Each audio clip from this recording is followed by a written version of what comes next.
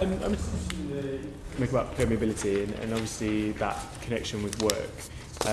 University of Lincoln got Siemens on site, University of Nottingham we've got Rolls-Royce, for example, in the big engineering centre.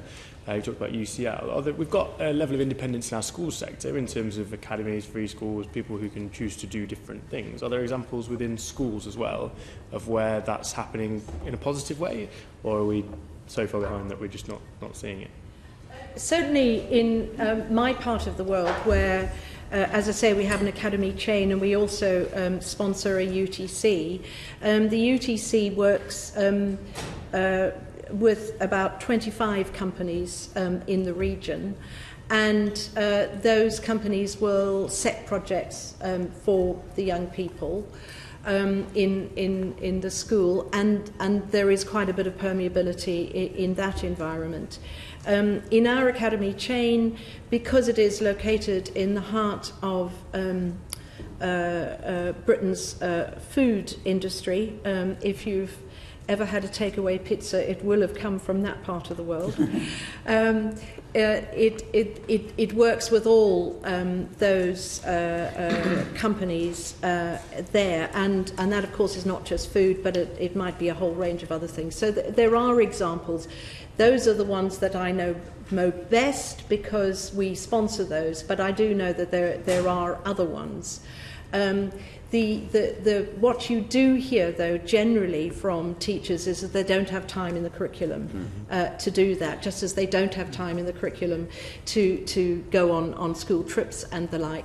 But as I say, what we've done with ours is actually say to them, well, we think this is so important that actually let's look at having some additional teachers, let's look at expanding what you can do in other periods of the year, so that you have a slightly longer school engagement time. One of the problems is the league tables, because the schools totally are dominated by the league tables, and they are determined by examination results. And so the school, I mean, exactly, I agree totally with what Mary said, but that happens. And the other slight problem that we face with our education system is that the universities and the subjects that are done are decided by 18-year-olds, because they choose which subject they're going to go to, and they then pay for that. And so that determines the future of our nation and the future of the skills by what 18-year-olds want to do. And that is because of fees. We really need a system in our education, in our universities, in which the people who know determine, and the politicians, determine where we want the country to go and where we want people to be trained, and not the 18-year-olds who decide, I want to do this sort of degree. I think this is the first time we might actually be slightly disagreeing, and that is that actually if we are going to have people who love things, they must have some level of choice in what they want to study. I do actually think that there is a real need for us to continue. Science is creative, but so too are creative disciplines. And certainly Anthony and I have been talking a lot about those other forms of creativity which are vital for social cohesion and for a more integrated society, which I'm sure is something that we all want. It is really important that we think about those other disciplines as well, and not just science. I love science, but we need all of them. And the arts, Ben, are essential for mental health also, because it's when the child expresses what's inside them, when they're swaying in a dance or singing, they're letting go and they're finding richness, they're expressing themselves. And if you suppress the ability of a child to express themselves, then they get bottled up. The point I want to make, Ben, is I would love it if your committee, if this committee was to recommend entrepreneurship. This is not a right-wing capitalist thing. If every country on earth needs to be able to generate an income and to have people productively and satisfyingly engaged in work. Now, if you're ahead, Ben, it's very hard to give over time for business to come in, local companies. What do? Do they come and give a talk? Often the people give a talk in assembly, they don't know how to address 14-year-olds.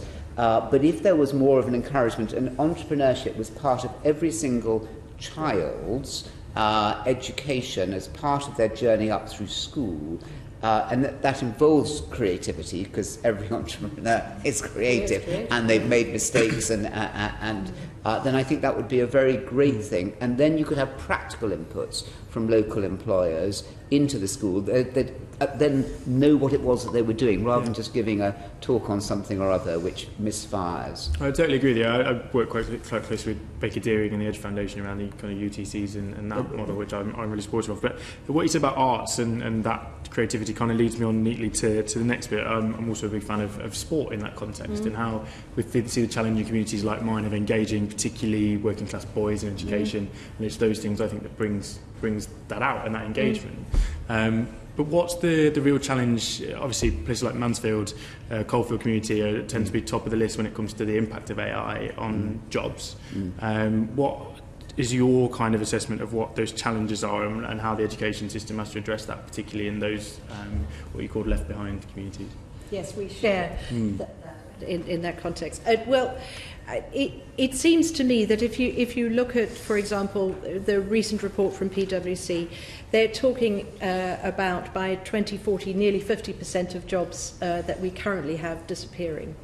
If you think about that in the context of young people today, by 2040, well, those kids are about to be born.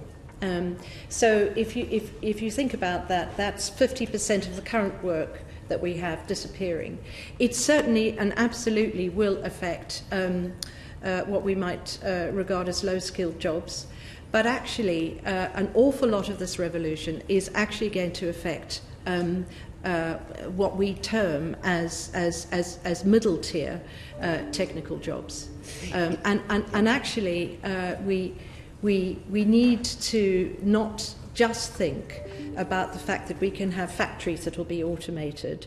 It's quite clear that accountancy will completely transform itself. Law will completely transform itself.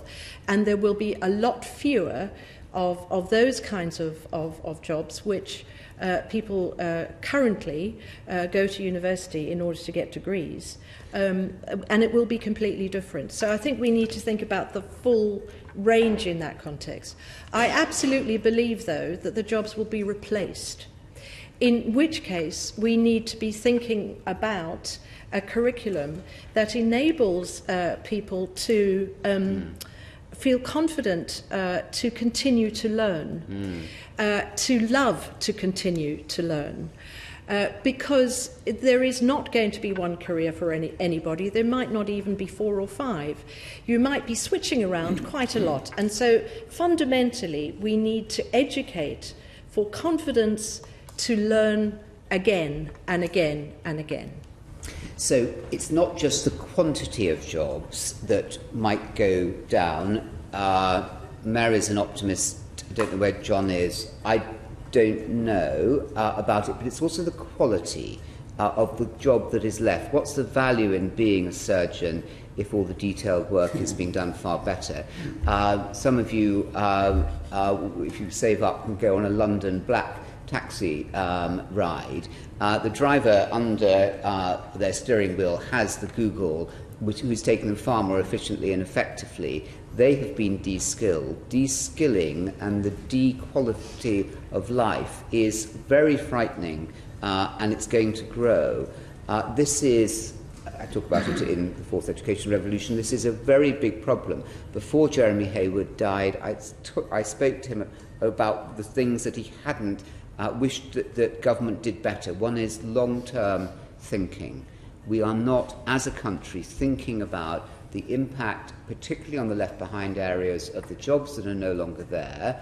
There may be alternatives, but the quality and the life satisfaction, which is precisely why we need to have an education system, as Mary and John are saying, which is far more nourishing, far more deeply satisfying, far more engaging for young people, so that they have acquired lifelong habits. You know, very few children after the age of 16 will learn how to dance or learn how to play sport that you talk about. You know, football maybe, but higher skill levels, or learn how to play the piano. Schools, every child, it shouldn't be the posh children At the moment, we have a ridiculous inverted education system. The best off children have the best rounded education in the arts, in character, in all the sports, and those who get it anyway largely at home, and those who are least well off, who come from the most